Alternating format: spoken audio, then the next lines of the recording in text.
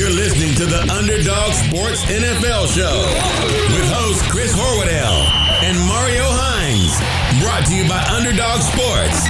Each week, Chris and Mario welcome current NFL stars and discuss the biggest news from around the football world.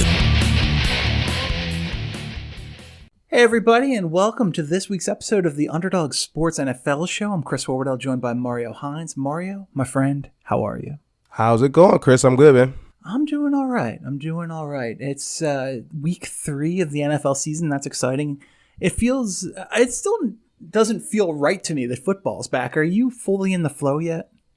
Not all the way into the flow. Thursday games are still catching me off guard a bit. Finding myself locked in through a whole Sunday, still a thing, and even like being ready Saturday morning for college football is a little throwing me off a bit. But the Lions won this weekend, so I think I am now ready to go.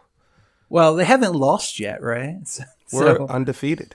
That's true, but undefeated. But also, you haven't won 2 games, so also, and that's not. You're gonna have that sweet 1-1-1 record after this weekend.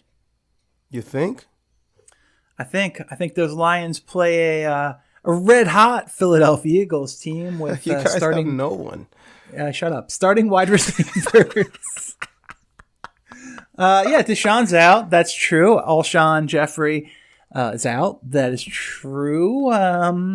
Dallas Goedert's out. That's true. And there's some other injuries as well.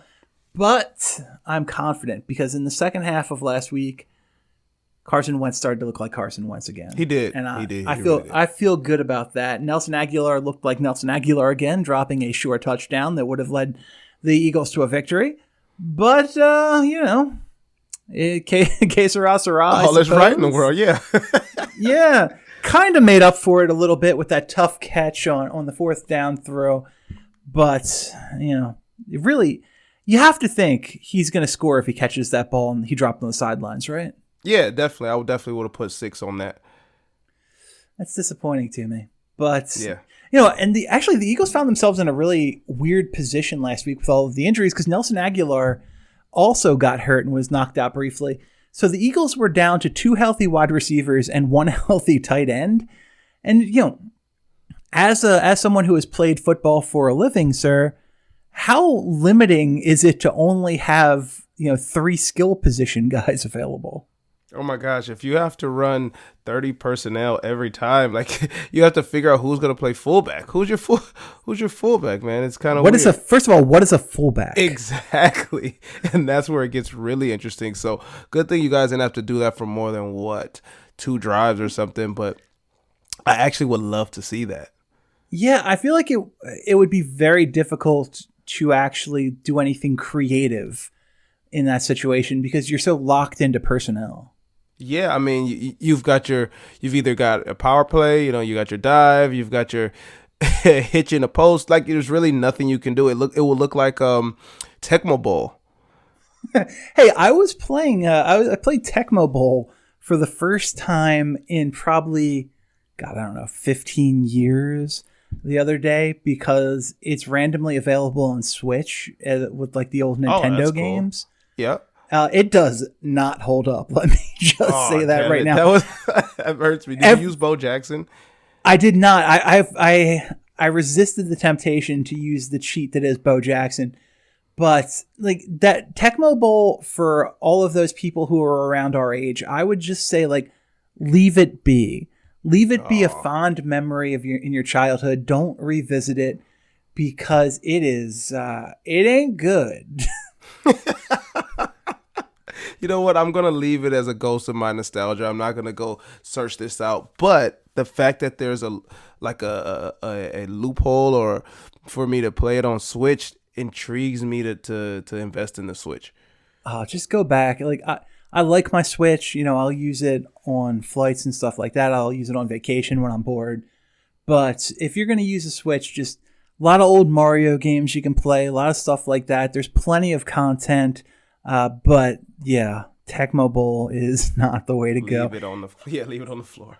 And like all those other crazy generic games, like I think it's called like RBI baseball or simply ice hockey. Those are some of the other available games from like the old Nintendo games. Oh my gosh. Yeah, they're so bad. They're so bad.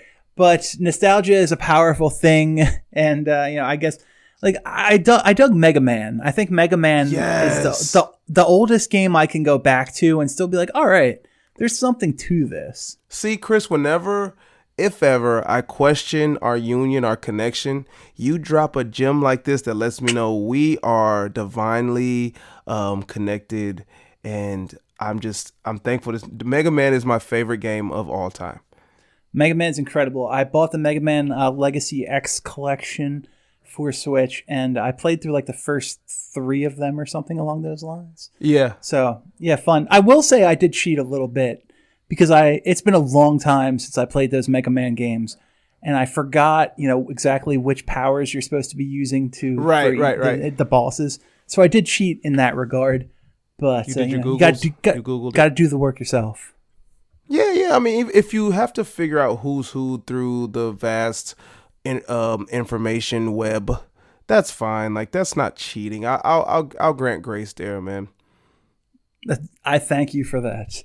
Yeah. I thank you for that. So, much as I would like to talk about old school Nintendo games for the rest of this show, and it's certainly a risk of that, let's turn our attention to the really crazy stuff that's going on in the NFL over this past week.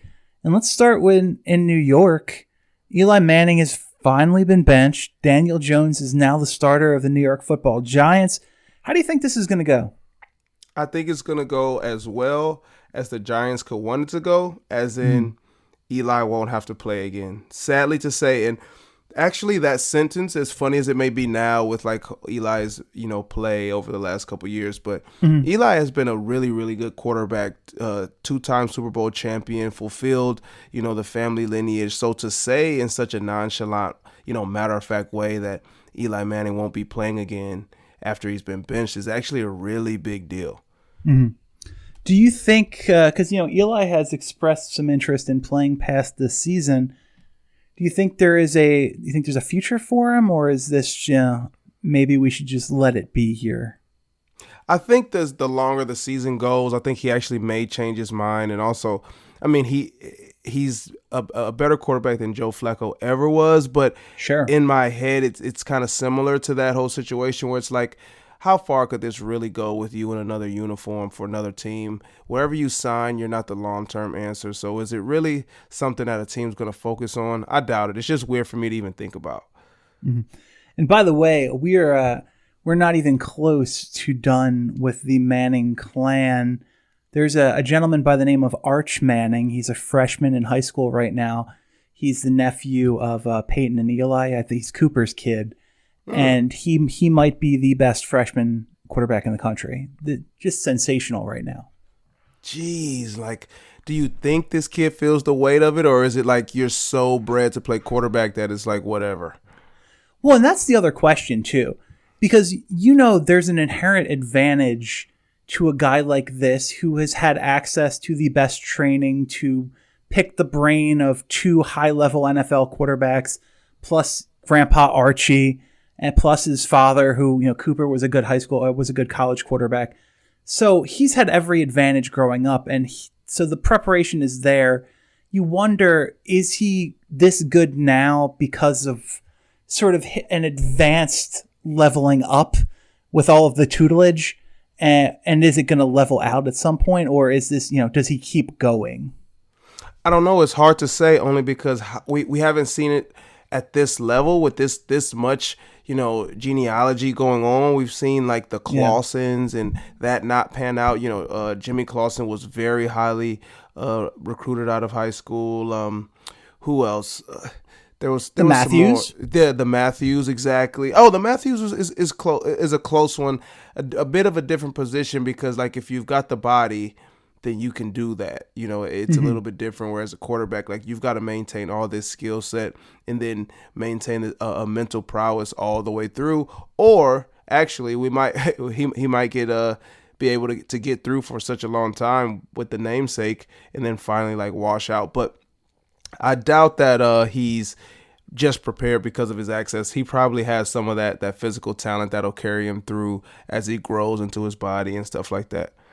Sure. It's just I just mean like we see these guys come along, these the David Stills of the world, who, you know, Stills was famously got scholarship offers from who's the crazy person who's at was it USC? I don't know, whatever. He got a bunch of college offers as like a 7th grader or something like that, and then just completely fell off. But I think he ended up playing wide receiver at West Virginia and got drafted. But Arch Manning, yeah, crazy. It seems like all the talent's there. 6'1", 165 as a freshman, nothing wrong with that. And in just his second high school start playing varsity as a freshman, 5 touchdown passes this past weekend. So not too shabby. Not too shabby. He's doing something right. Got to watch out for the, let's see, 20, 21, 22, 23, 24, 25, 2026 NFL draft. Okay, there we go.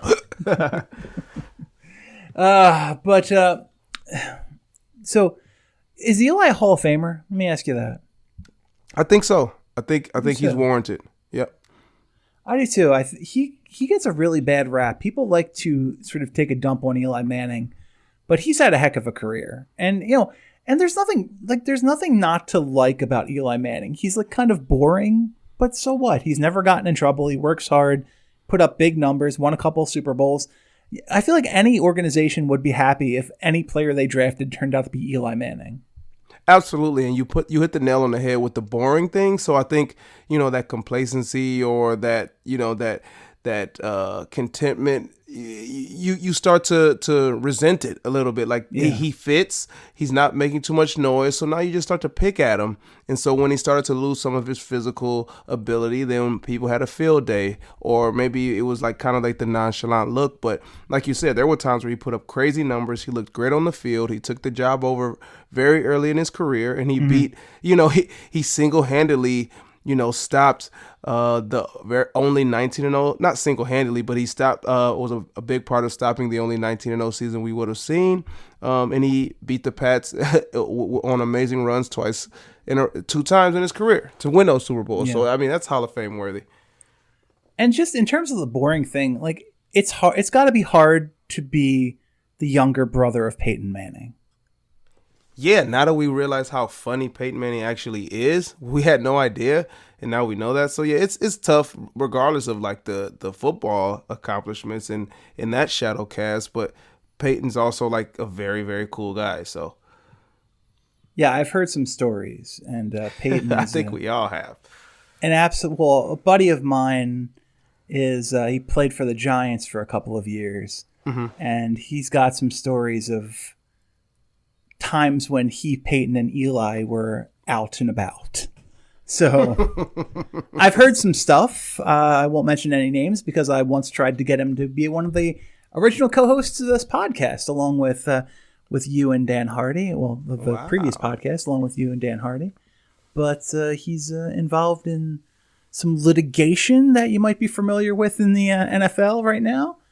So I decided not to take part in that, and still mad at him about it, but with time and counseling, I'll get over it. We're going to take a quick break, and we'll be right back. Week 3 of the NFL season is here, and that means week 3 of the Sportsnet Challenge presented by BetOnline. A little bit of a rough week for me last week, but that's okay. I still find myself tied for third, just 2 points behind first place, and that's a good enough position for right now. I'm also not very worried about some of the people in front of me. The Big Podcast with Shaq, not worried about Shaq. Golflandia, come on. We did have a new entry into the fray this week in the form of T.I., whose show Expeditiously debuted on Podcast One. And look, I'm not going to make fun of T.I. I will not tease T.I. I won't do that. But as always, the competition is fascinating and fun, and you can join the conversation on Twitter at #SportsNetChallenge. Major League Baseball, college football, the NFL, all of it going on right now. The action continues to heat up with big games on the schedule that you are not going to want to miss out on.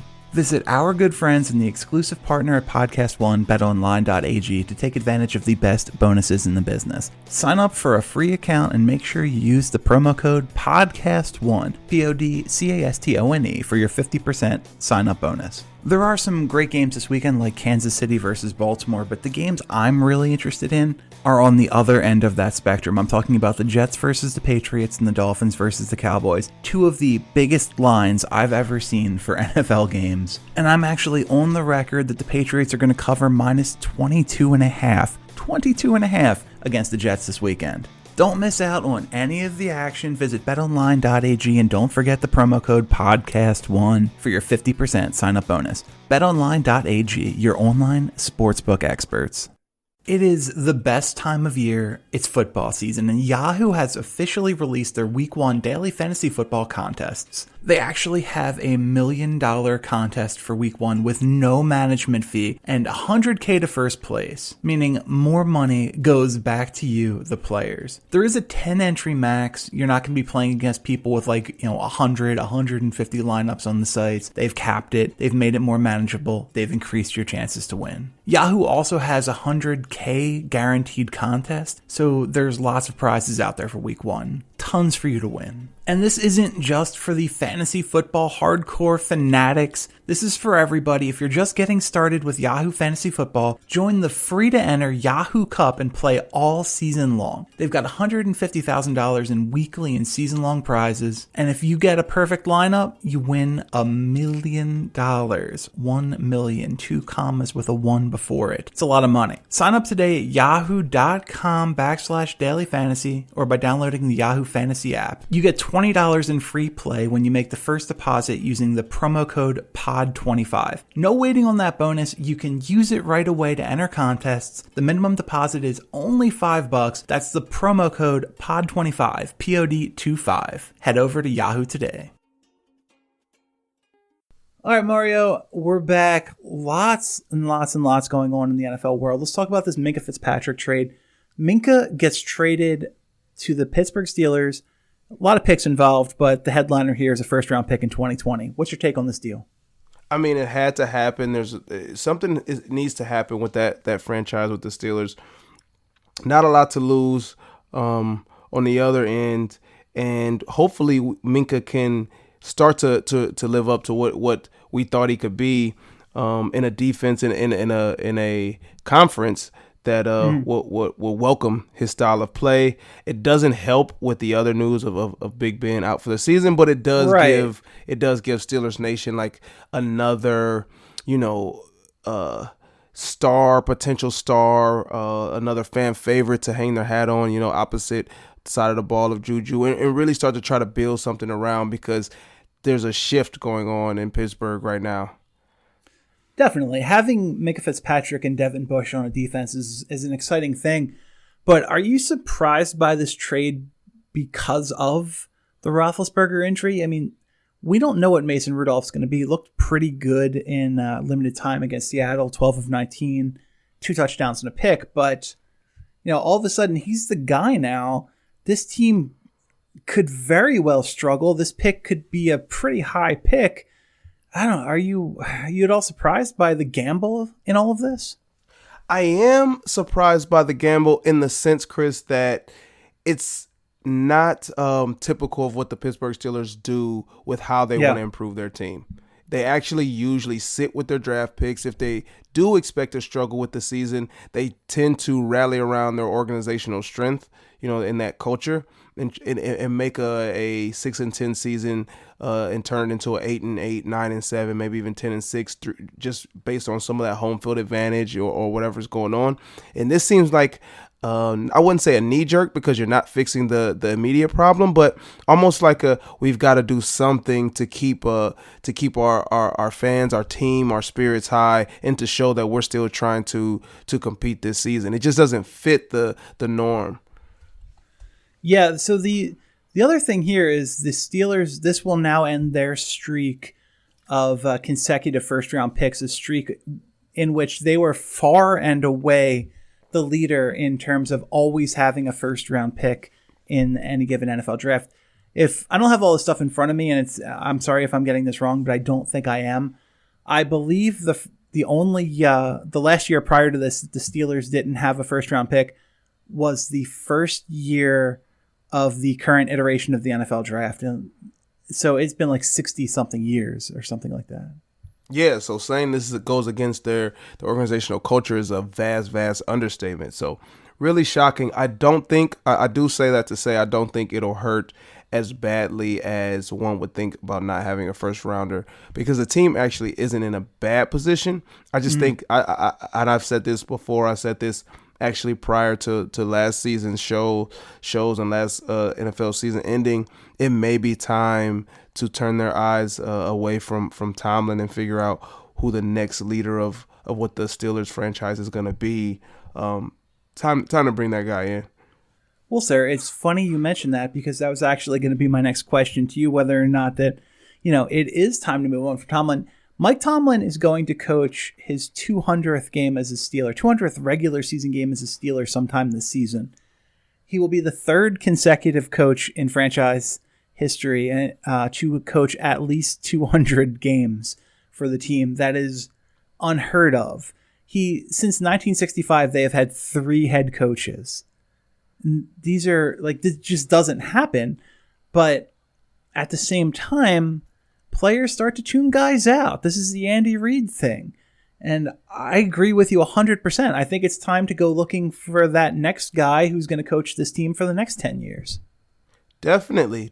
I think Andy Reid's a great example. I think there was a little bit less of a reason to fire Andy or move on from Andy than there is with Mike. I mean, Andy was poised. I think they just underachieved a bit, whereas this team has had a lot of turmoil, whether it be the Antonio Brown's fault, whether it be Big Ben's fault, whether it be Le'Veon Bell's fault, but you're losing, generational talents on top of seeing bonehead clock management, and then I think you start to see some of that tuning out a little bit in week 1 appearances like they had this year with the against the Patriots not showing up, it looks like. So I don't know. I think it's pretty warranted. I don't know if the Steelers organization, if the Rooney family is even thinking about it, but to me, from outside looking in, it's about that time. And if 200 is the magic number, then feel good about it and move on. How do you feel about a guy like Lincoln Riley coaching this team until 2032? Lincoln Riley and the Steelers, black and gold, running that. I don't know if that fits the culture. I don't know if that is what the fans will want. All right, give me who fits. Give me a name here then. Let's see. If we're gonna recycle something, I think. How about Bill Cowher? That's what I don't think he wants to coach again. But no, I really think it'll be a retread, or maybe even possibly, or more likely a current NFL coach, assistant that's up and coming that has a really good hold of his role. I think that's kind of the Steelers' formula, finding a guy. I mean, we had no idea about Mike Tomlin. His secondaries were pretty good to me. I don't think they were outstanding, but I think that the Steelers would actually grab someone that's inside the league right now. Defensive coach or offensive coach? I think they stick with defensive side of the ball. All right. So top defensive coordinators in football. Jim Schwartz it is. I would love it as a lifetime Steelers. I wouldn't say hater, but rooter against her. I'm a hater. Schwartz. Oh, okay. We'll say it. Well, if that's the case, let's just say Jeff Fisher. Yeah, I think we're both cool with that. Let's do it. Let's go all the way. Last thing I want to hit before we get out of here, there's a lot of ongoing holdouts right now. The Trent Williams thing still going on, the Melvin Gordon thing still going on. Not good for Melvin Gordon, and Austin Eckler's on pace for 1,000 yards rushing and 1,300 yards receiving. Doesn't exactly boost Melvin's value. But we do have another guy who's looking to be dealt, and that is Jalen Ramsey. The news comes out this week. Where is Jalen Ramsey going to end up, Mario? Jalen Ramsey, let's see. This is going to be a situation where we're not going to be able to predict it, but it's going to fit. I think somewhere where they won't have to see this guy again will be a nice fit. So we're not going to have to worry about it. I think a team that could really use him and that could really like settle in is you guys. Agreed. And allegedly, Philly, Kansas City, and Seattle are very much in the mix. I don't think Kansas City touches him. How does they supposedly love him, but I don't understand the logistics of this. You have Pat Mahomes and Chris Jones to give contracts to this offseason. Mahomes will unquestionably be the highest paid player in National Football League, National Football League history. And Chris Jones is probably going to be the highest paid defensive tackle in football just because of how free agency works. Yep. How do you add $18 million for Jalen Ramsey on top of that? Yeah, you don't. That's why I think the interest is funny. It's probably real, but it's not going to happen. Also, they're not going to keep him in the AFC. True. I think that's just not going to happen. I think you guys have something to offer, very much so. I think it's now or never if you're going to make that happen. And also, I want to mention that because of the double down of him being prepared to play Thursday, I think it's actually closer and more confirming that he will be dealt than if there was a lot of friction going on, because usually that's when coaches like to do the play chicken and organizations like to play chicken with that player. But I think they're just going to try to work through this amicably, get the most out of him until they can get a good deal done. Rumor is Ramsey's likely to be traded on Friday. Oh, this is such a giant risk, though. This is a risk for Ramsey. This is a risk for the Jaguars. Because I watched every single Philadelphia Eagle get hurt last week. If Ramsey goes down with a serious injury, then all of a sudden both sides are just kind of screwed. Absolutely. But it's something you have to take. And also, I think another thing that Jalen doesn't consider, even though he may think every coordinator would love to do this, but his style of play is very specific and takes a very specific mindset of a D coordinator with not with the freelancing, but really just that press man coverage more times than not. And there's not a lot of clubs that can handle that, especially with the other 10 guys. So he'd have to be ready to adjust his game pretty fast. So I don't know, but I think it's the right move, and I can't wait to see what Jalen looks like in an organization that he considers is worthy of his talent. Yeah, you hit the nail on the head there, and people don't really factor this in as much as they should, and that's just how a guy fits into a certain scheme. Look at what's going on in Cleveland right now. Last year, Denzel Ward looked like one of the most promising young cornerbacks in football because Greg Williams allowed him to be aggressive, get up on the line, jam, and play a press man. All of a sudden, you have Steve Wilks comes in, Denzel Ward has to play a bunch of zone and looks completely lost. Looks two different players. Absolutely. Guys have skill sets. You have to factor it in. Yep. It's a real thing, and we're not saying Denzel Ward is not the same player talent wise, but if he can't even grasp what the nuance of what the DC wants him to do, Wilks wants him to do, then he's a half step slow, already uncomfortable with playing that style of ball, but now also a half step slow. So I really, really hope Jalen's ready. Well, I would love to get Ramsey the deal done right now so we could have him in the lineup covering Kenny Golladay this Sunday. That'd be great. That'd be great for me. No, it wouldn't. Yeah, that would be great. That would be great for one of us.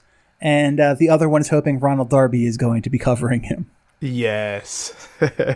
No spoilers for which one of us each one of those opinions represents. All right. Well, fun show for Mario Hines and Chris Horwedel. This has been the Underdog Sports NFL show, and we'll be back a little later this week to talk NFL Week 3. See you then.